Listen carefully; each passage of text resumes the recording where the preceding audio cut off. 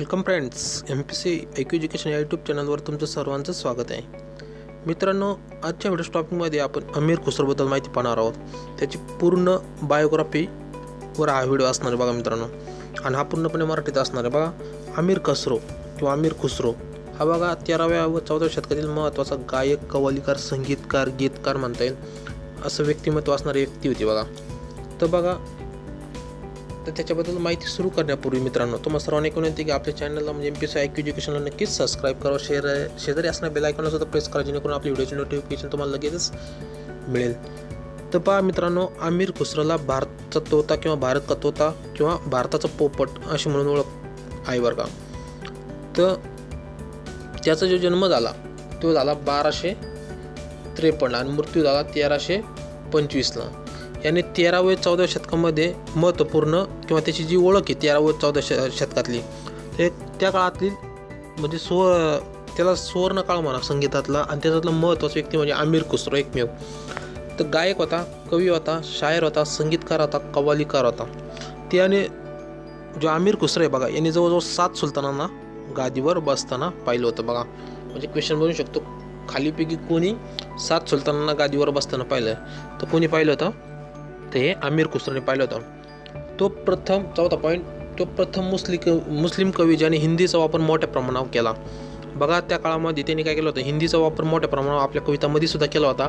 म्हणजे फारसी किंवा इराणी आहे बघा, तर इराणीची जी भाषा आहे किंवा त्यांची जी पुस्तकं होती, तर त्याची त्यांनी सुद्धा हिंदीमध्ये काय केलं होतं, ट्रान्सलेट केलं होतं किंवा भाषांतरित केले होते. हे महत्त्वाचं आहे. तर बघा, अमीर खुसरोला भारताचा पोपट म्हणतात आत्ता सांगितलं. त्याने हिंदी, इराणी, फारसी, म्हणजे इराणी व फारसी एकच आहे, ते यांचे सुंदर मिश्रण त्या वेळी त्यांनी केले होते. आणि त्याच्यावर भरपूर असे पुस्तक लिहिले, त्याचे भरपूर पुस्तक आहेत बघा मित्रांनो. तर त्याने जे भारतात जे संगीतात जे कव्वाली आली बघा, तर याचीच देण येते बघा. म्हणजे कव्वालीचा प्रकार जो आपल्याला पाहायला मिळतो तो अमीर खुसरोने पहिल्यांदा भारतात आणला होता किंवा त्याने सुरुवात केली होती असे म्हणा.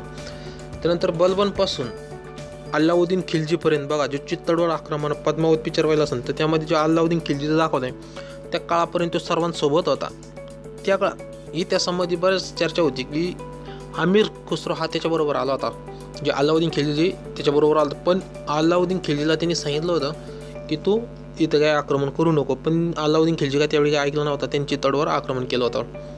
त्यानंतर बघा, बलबनच्या काळात तो भारतात आला होता. म्हणजे चिंगीज खानचं जे वर्चस्व चाललं होतं मध्य आशियामध्ये, त्याला घाबरून तो काय बलबनच्या काळामध्ये तो भारतात आला होता. आणि भारतात त्याला काय झालं, संरक्षण त्या काळी बलबन हा शासक होता त्यावेळी. तर ज्या रजिया सुलतानंतर बघा बलबन हा सुलतान झाला होता, जो आपण हे बघितलं बघा गुलाम वंशमध्ये. तर त्याच्या काळामध्ये हा तो जे अमीर खुसरो आहे तो भारतात आला होता. याला सितार व तबलाचा संशोधक किंवा निर्माणकर्ता सुद्धा म्हणतात. तर सध्या विवादित आहे का यांनी सितार व तबलाचा प्रथम वापर केला म्हणून, कारण बरेच जण म्हणतात का हे पूर्वीपासूनच होतं, फक्त इतिहासात हे झालं म्हणून. ते प्रॉब्लेम आहे, ध्यानात ठेवा. विचारू शकतात की सितार व तबलाचा संशोधक कोणाला म्हणतात, तर अमीर खुसरोला फक्त लक्षात ठेवा. नंतर सबक ए हिंद नावाचं ते केलं, त्याने काय केलं होतं, फारसी कविता हिंदीमध्ये भाषांतरित केली होती बघा.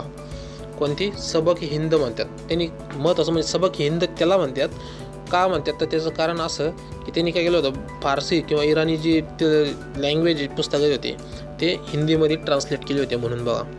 त्याची जी प्रमुख रचना आहे याच्यावर क्वेश्चन हमखास बनतो. तर नूर सिपेहर, देवळ राणी खिज खान किंवा त्याला अशिका म्हणतात, किरण उस सद्देन म्हणतात, तुगलक नामाचं पुस्तक सुद्धा त्यांनी लिहिलं होतं, अफजल उल फवायद, खजाइन उल फुतुह किंवा तारिके अलाई म्हणतात. यामध्ये अल्लाउद्दीन खिल्जी बघा याचं विजयाचं वर्णन जे चित्तोडवर आक्रमण केलं होतं ते तारिके अलाई किंवा खजाइन उल फुतुह या ग्रंथामध्ये काय आहे, पुस्तकामध्ये त्याचं वर्णन केलं आहे. ती मित्रांनो ही होती अमीर खुसरोबद्दल माहिती. तर तुम्हाला हा व्हिडिओ कसा वाटला नक्कीच कमेंट करून सांगा. जर व्हिडिओ आवडला तर व्हिडिओला नक्की लाईक करा, आपल्या चॅनलला सबस्क्राईब करा. भेटूया पुढच्या व्हिडिओमध्ये. थँक्यू मित्रांनो.